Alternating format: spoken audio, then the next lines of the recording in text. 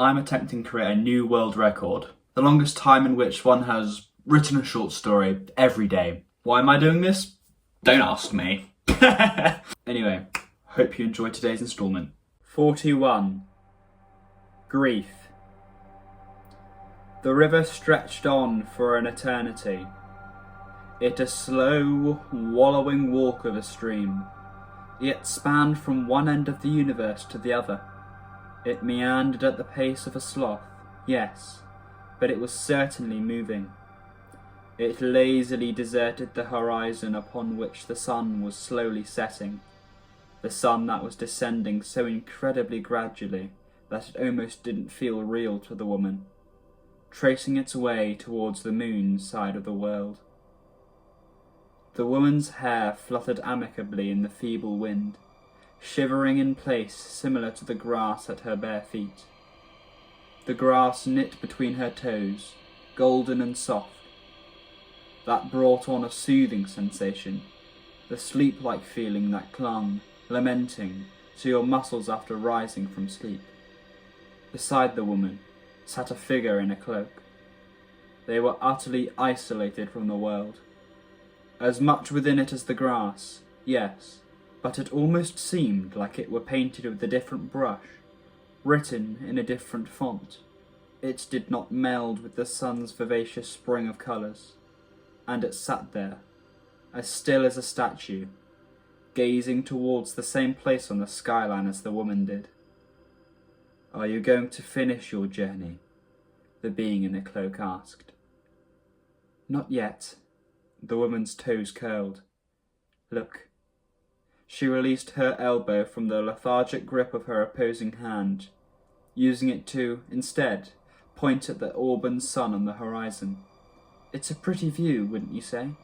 The reds, pinks, and splashes of purple mixed and swirled to form a harmony of a sky. The clouds illuminated by said colours, forming into orderless shapes like molten clay left unmoulded. "Would you stand here and watch this sunset forever?"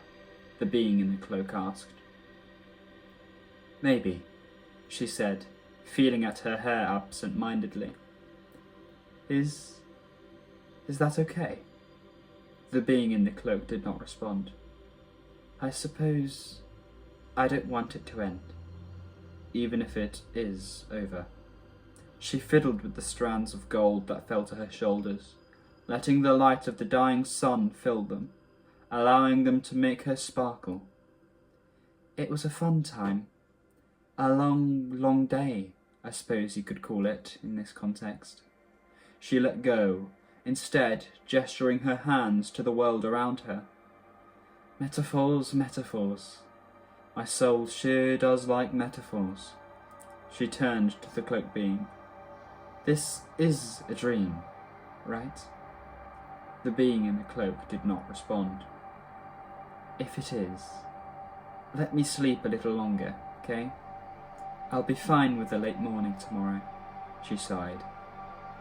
They stayed like that for another eternity. The rustle of the wind through the grass remained consistent and small. The river still rolled away from the setting sun at that same dejected pace, and the cloaked being still didn't move. "Do you feel any desire to go back?" the being in the cloak asked. "Sure as judgment I do." Her voice remained calm, but it tilted slightly, shifting towards a lower pitch, a more unstable pitch. "I'm scared. When the sun sets, let's say, what am I supposed to use to find my way around? The moon? No way." She shook her head, meekly.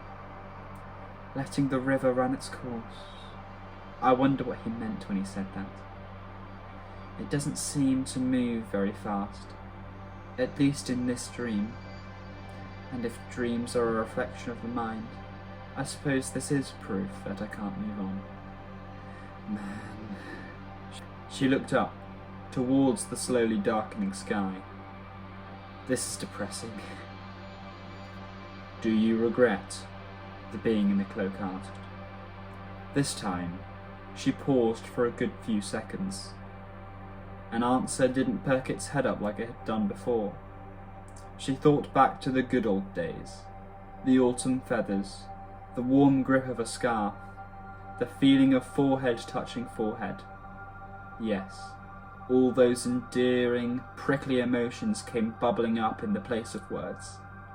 She stretched her bottom lip tight against her teeth, viciously battling those firecracker-like emotions, holding down the fort that were her tearless eyes.